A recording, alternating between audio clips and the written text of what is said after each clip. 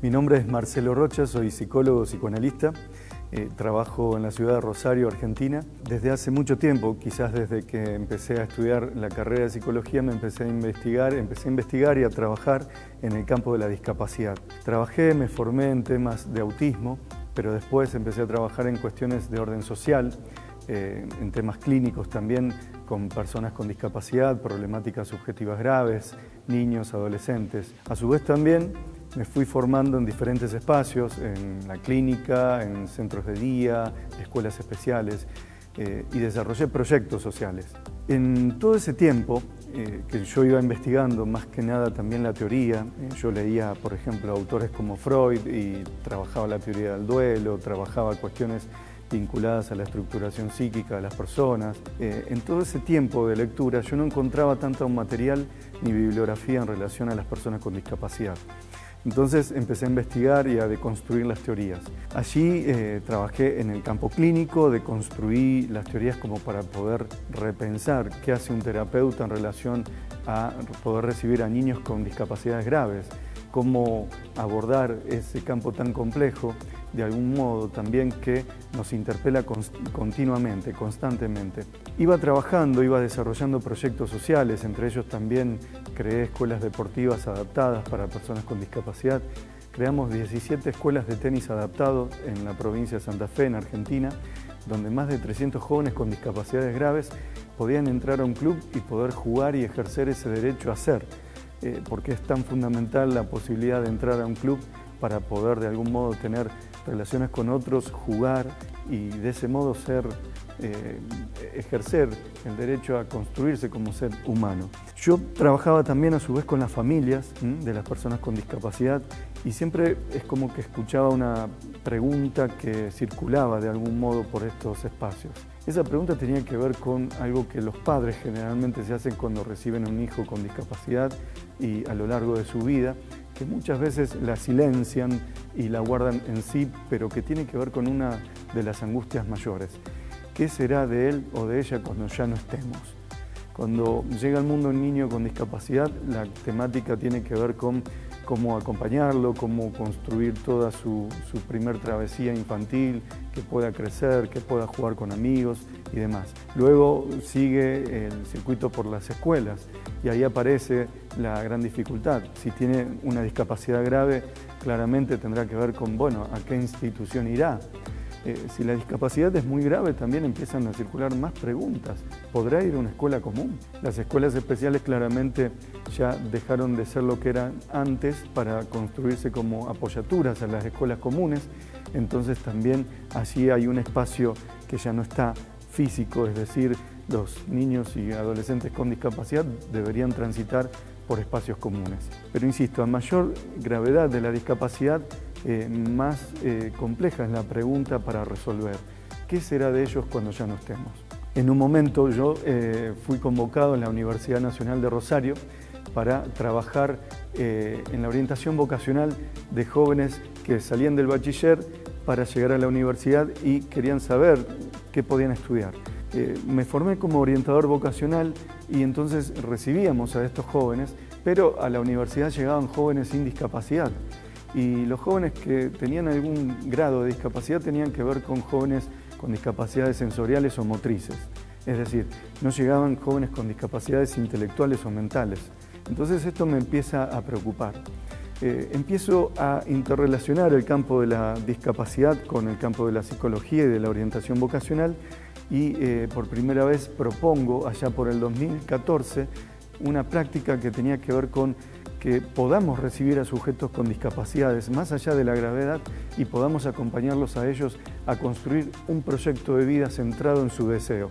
Es decir, lo que yo veía en aquel momento, y aún lo sigo viendo, es que un joven con una discapacidad grave generalmente es conducido a determinadas actividades, a hacer bolsitas, a plantar maticas o a hacer talleres de carpintería. Es como que las actividades están direccionadas como que pareciera que ellos no podrían hacer otras cosas.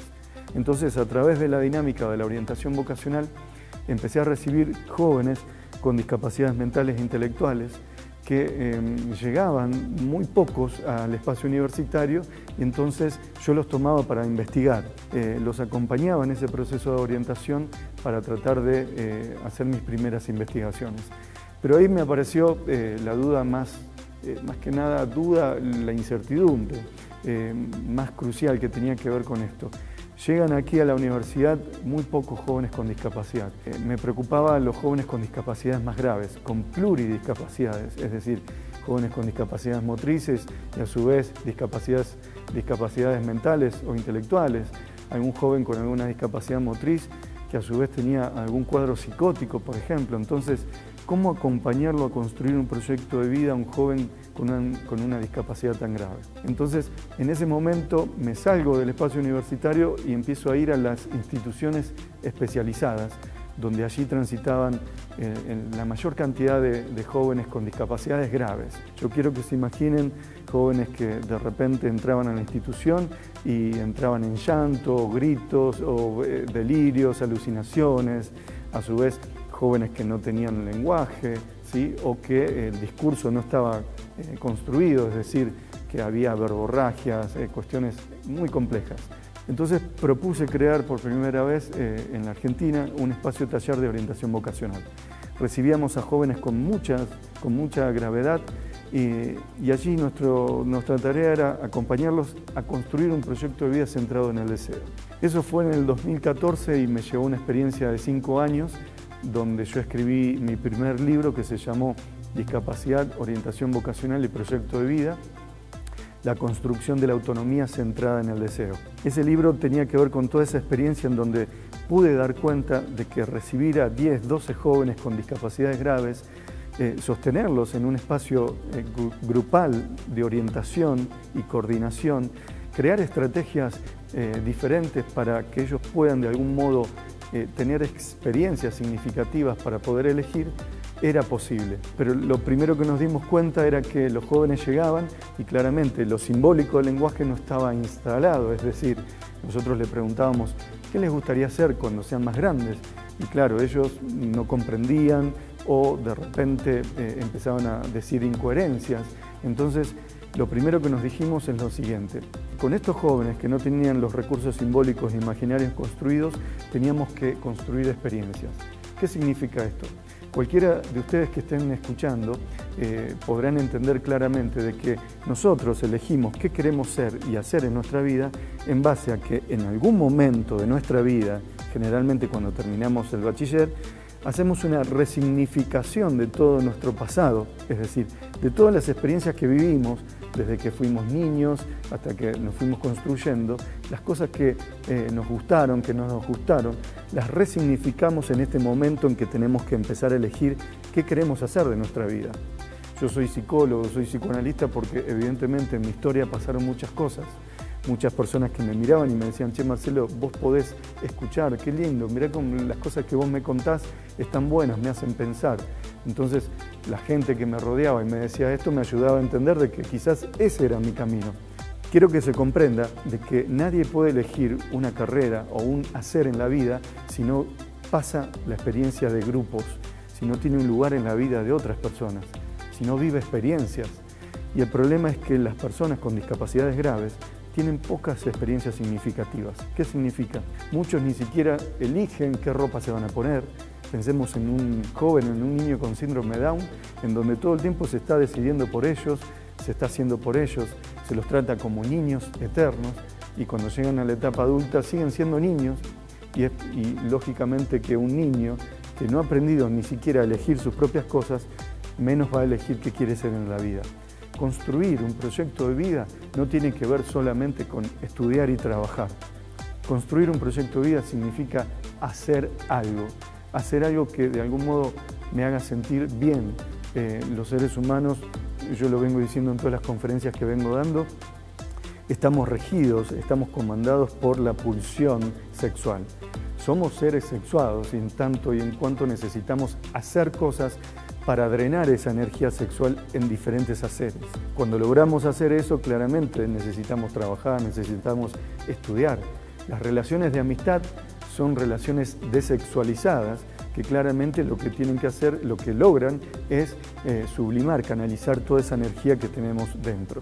Pensemos entonces ahora en la vida de un joven con discapacidad, cuando no tiene amigos, cuando no sale a hacer cosas, cuando no tiene un deporte, cuando no tiene una vida de haceres, toda esa energía queda atrapada en su cuerpo. Entonces muchas veces eso genera cuadros que conocemos que se clasifican dentro de las psicosis, es decir, pasajes al actos, cosas que tienen que ver con toda esa energía que no se drena y de algún modo termina construyéndose como un acto psicótico, una crisis psicótica que muchos adolescentes llegan a tener. El tema de la orientación vocacional en personas con discapacidad es un tema complejo. Como les decía, es un tema que yo empecé a investigar en el 2014 en Argentina y elaboré mi primer libro en relación a esto, que es un libro a nivel mundial, es único.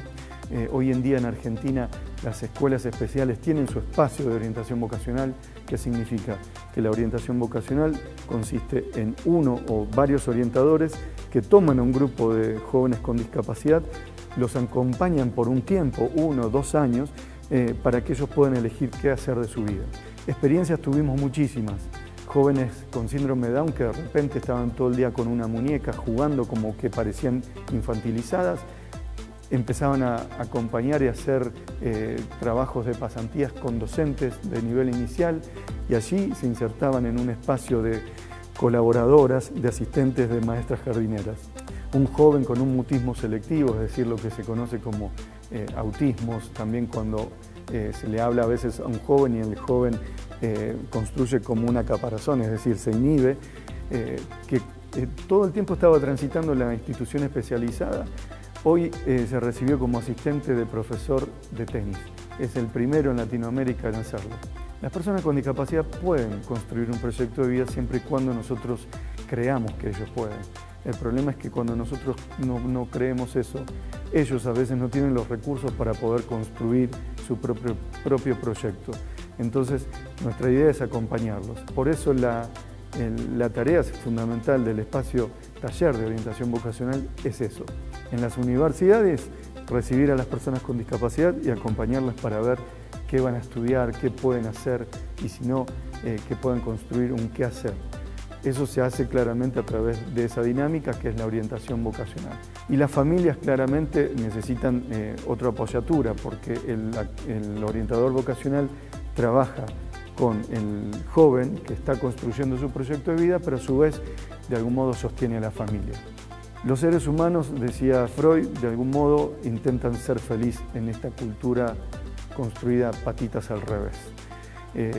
Tratamos de ser felices haciendo cosas.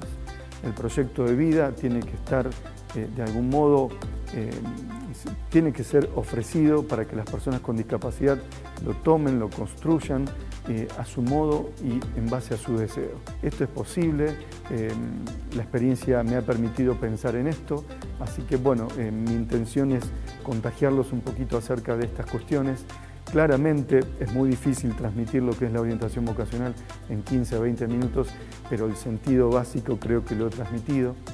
Aquí se trata de que investiguemos y que nos formemos como orientadores vocacionales, que tomemos todos los recursos que nosotros tenemos y que podamos crear espacios para recibir a estos jóvenes y acompañarlos en los procesos de vida. Paulatinamente, digamos, conjuntamente, acompañarlos a estos jóvenes a que construyan experiencias de vida, es decir, acompañarlos a bares, a clubes, a lugares cotidianos donde todos los seres humanos nos formamos.